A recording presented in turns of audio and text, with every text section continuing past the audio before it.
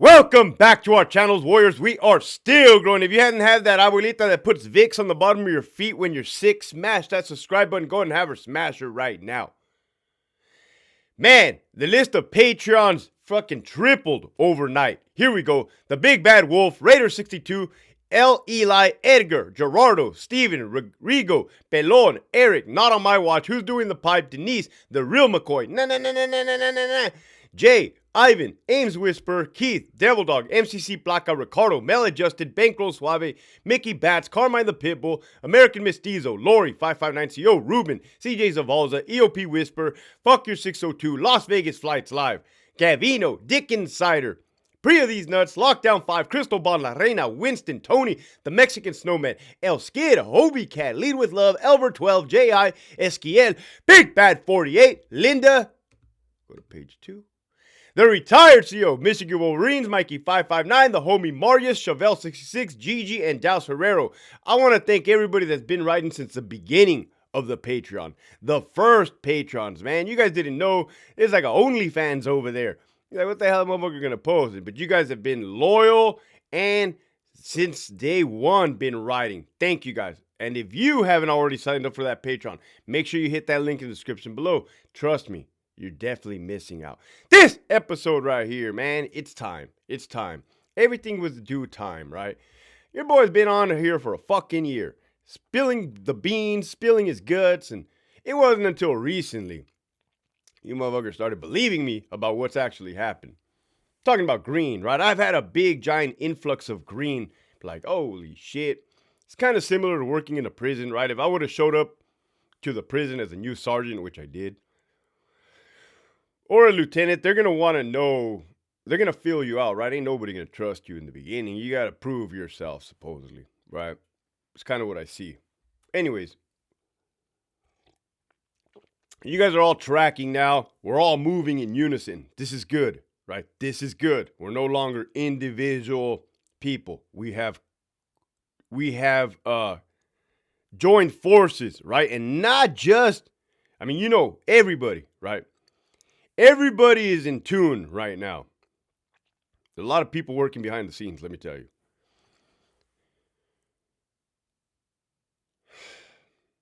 You guys know that headquarters in Sacramento is the problem as a result of cars, right?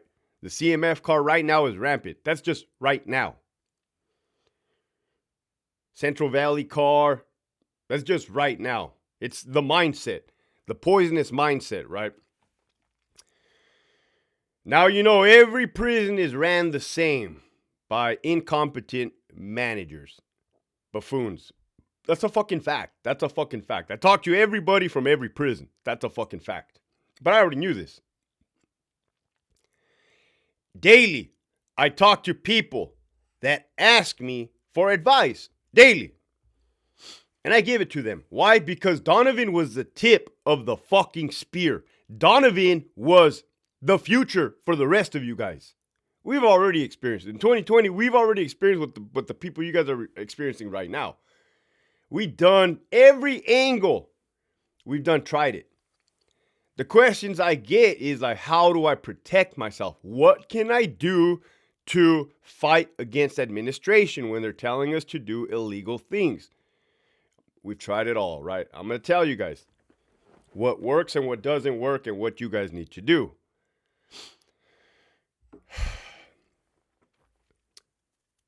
Here we go. That was the whole backstory. 4 minutes in. CDCR got to where it's at because they used people like me and others, our strengths against us. Well, what do you mean, Hector? Look it. I was raised in the military and in the beginning of the CO that you don't tell, right? You don't tell. You don't file complaints. You don't file paperwork. In the Army, even if I was in the right, your sergeant tells you you're wrong, you're wrong, period. And you accept that. And that's cool because they weren't unethical. Well, when I served, it was cool as fuck. So they use that against us, man. Kind of like a level 4 GP back in the day, they're not going to file no fucking complaints, man. They're not going to, in a rules violation report hearing, an RVR, a 115 hearing, they're just going to plead guilty. Guilty. Just, guilty, man. I don't give a fuck. Guilty, right? Even though possibly they weren't, but that's that mindset. Hey, I'm not a bitch. I'm not going to rat, and I'm not going to complain. The administrators use that against us, and here's why. And I'm telling you guys what it is okay to do. Listen, I had never, ever, ever filed an EEO complaint on a manager. Ever in my entire career, up until the point I had promoted to lieutenant. That's 13 years in the department. 13 years, man. And you know how many write-ups I got for that I didn't really do, right? A lot. And stupid shit that I just let slide. Because back then, it was kind of a wash, right? Sometimes you get away with a lot. Sometimes whatever. But then it went full-blown one-sided fucking by the administration. They're like, nah, fuck this. Motherfucker, let me get mines too.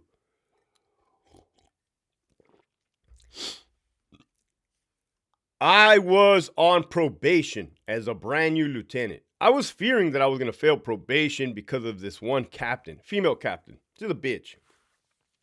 Holy fuck, she was a bitch. This is when we were mixing GPs and SNYs on A-Yard, and she was doing everything in her power. And the fucked up thing is that I didn't know. I was learning the rank of lieutenant, right? I'm learning on the go. The fucked up feeling. So I approached an AW. I'll tell you who, as a matter of fact. The AW that wrote a blistering email. Now you guys know who, right? We were in front of the watch. I had a good rapport with that guy. That guy that was the type of guy you can talk to. You can talk to him, he can talk to you. Level-headed, normal. Normal human being, right? And I said, hey, sir, you got a second? And I never talked to managers like that. He's like, what's up, man? I said, what are my options? Right? I was fucking tired, man. I was done. Oh, this had to have been 2017 because I promoted to lieutenant in 2017, October. I said, what are my options, sir? Like, I have a manager. And again, I wasn't even fucking telling him. I got a manager that's like harassing me and like is on me, sir. Like, and I don't have that coming. And then he already kind of knew. He's like, I know who you're talking about. He's like, well, he was being straight up. He's like, these are your options, man. You can file internally, right? He was being straight shooter. You can file internally, right? You can file outside. You can arrange to have a one-on-one meeting with the warden and maybe discuss it. I said, yeah. I said, because I feel like I'm going to fail probation. He's like, I've never seen nobody fail probation. You think you're going to be all right? I said, all right. So that was that, right? Planted the seed in my head. Able to have a conversation with that guy, which I appreciate. And I filed with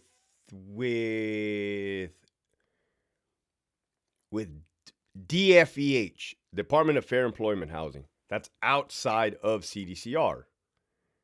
It fucking came back, and they were like, they called me on the phone, and they're like, hey, we looked at all this shit, and there's nothing there. It just sounds to me that she's rude, and it's not against the law to be rude. And I'm like, what the fuck? Man, if I were to be rude to a fucking inmate, I would never hear the end of this shit. I'm gonna get fucking booked. Bad. What you fucking mean it ain't against the law to be rude? I'm a fucking abuse of power. Yeah. Anyway, they didn't go nowhere. Strike one, right? So DFEH doesn't work. There was the other captain. She's still there. She knew about a weapon on second watch, left it there for me to get there on third watch. We found it was a bone crusher, like 8-inch, like a ice pick type weapon. And I'm like, okay, cool. Now I feel comfortable, right? Now I feel comfortable ratting against managers. So I file internally, EEO. I said, man, because I'm a straight, married veteran, she's retaliating against me. She's trying to get me killed. She knew about that weapon, and she didn't do shit about it. Of course, it went nowhere, right? Of course, it's in-house. EEO is in-house. Usually, your EEO coordinator at the prison is the biggest pervert and has the most allegations of sexual fucking harassment. That didn't fucking go nowhere. But at least I had it documented. So listen to what I'm telling you. I still have that DFEH complaint documented, right? In my filing cabinet, in my treasure trove of documentation that I have to back up my proof. The fucking EEO one against that one. So DFEH didn't work. EEO did not work. There was a female lieutenant. Ooh, they did her dirt. They fucking raked her through the coals. Marcus Pollard, Raquel Buckle, and Mario Carrillo. Boy, they raked her through the fucking coals. She filed a civil lawsuit that seems to have been effective, right? That seems to have been effective. May or may not have been a payout. I'm not sure. I haven't heard shit from it. Crickets. It probably just went away with some money. That's cool. At least you didn't fucking pay me to get fucked, right? Like a hooker. Not calling the person a hooker. I'm just saying, hey, if you're gonna fuck me, you better pay me. The fuck? That seemed to be effective. If you want to civilly sue your managers, trust me. And again, they got away with what they got away with so long because we refused to file. Now, filing isn't going to fix the problem, let me tell you. But it is going to document everything, right? So when you decide to leave and file wrongful termination or any other thing, you'd be like, look, man, I tried my hardest with this corrupt department. And they failed to address it at any level. Therefore, we're going to sue them. Great. Class action lawsuit coming your way, CDCR. I feel it in my bones. To add to all your other class action lawsuits.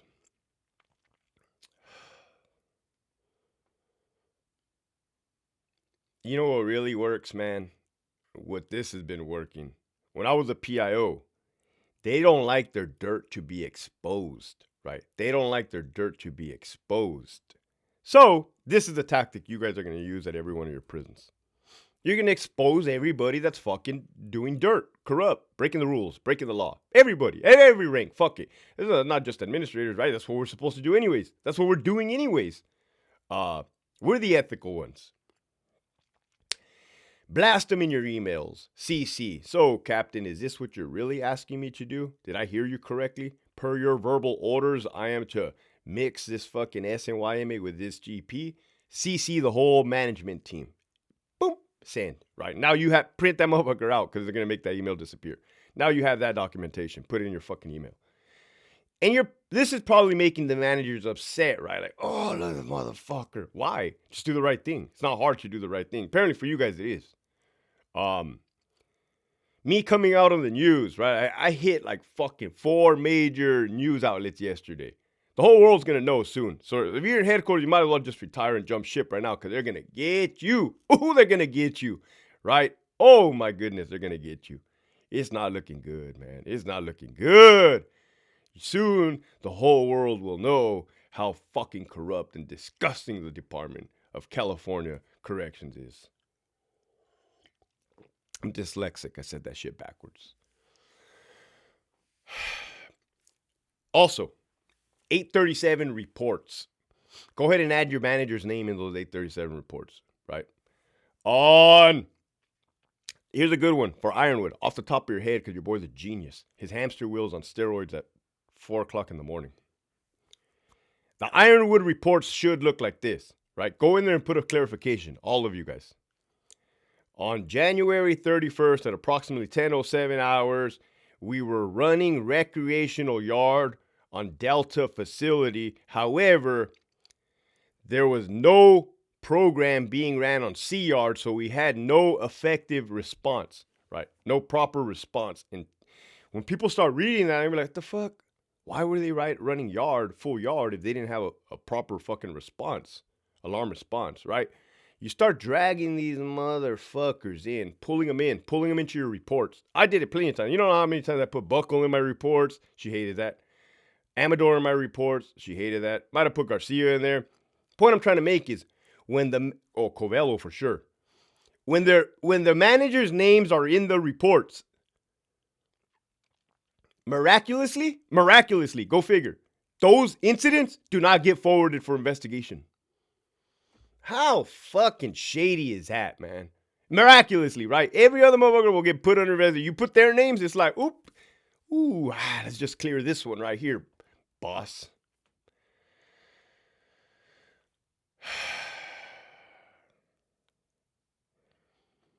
Here's another story so you don't think I'm lying. I told you guys about Covello dragging it, ordering officers to drag inmates from ADSEG to A-Yard, even though they didn't want to go. I put that in the report. I put that in the clarification question. You guys know, watch my other episode. 1 year later, Stewart calls me. I think he had already left Donovan. I think he might have been back up in Sac area. And he says, Lieutenant Farrell, this is such and such Stewart. Yes, sir. I was on Delta program, posted. Amazon, Psalms, ERMS open. You guys want to know why I know so much about the Southern Hispanic faction and every heavy hitter? Because I told you guys I used to drink coffee and shop on Amazon, right? What you guys didn't know is I also used to look on ERMS. And I know everything about everyone for the last 16 years. Oh, Hector, te pasaste de verga. It's the truth, right? You have to study. I read every confidential, every debriefing, I know who's who, what's what, right? So preferably everybody just keep your hands to yourself and no harm, no foul. Ain't there water under the bridge. We ain't gonna talk about this again. Anyways, Stewart calls me and says,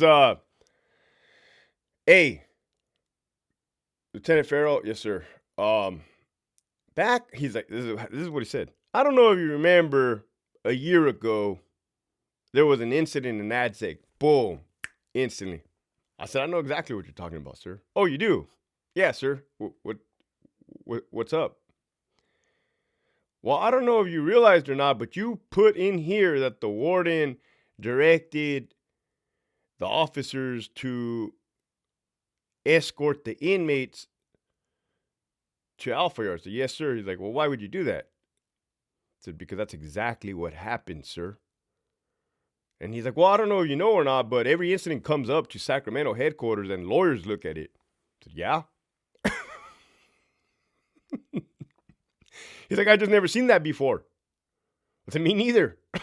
Me neither, right? I never seen a fucking warden ask an officer to drag an inmate from fucking the ADSEG to fucking A-Yard. And then once the inmate gets dumped, the fucking warden forwards that shit up to OIA to burn the cops. I never seen that. And he's like, all right, man, I'll talk to you later about this. Cool. We hung up. Bam, toma.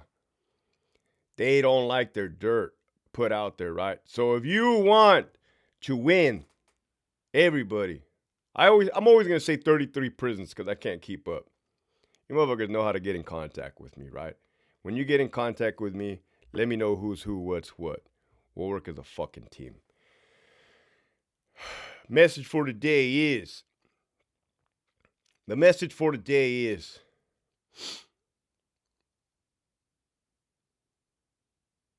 it's a dirty game. It's a dirty game, right? It's a dirty game. You continue to be honorable. You continue to be ethical. Do not stoop to their level. However, report the misconduct and report it through your proper channels and document everything. Because if you didn't document it, it never happened. Keep pushing forward.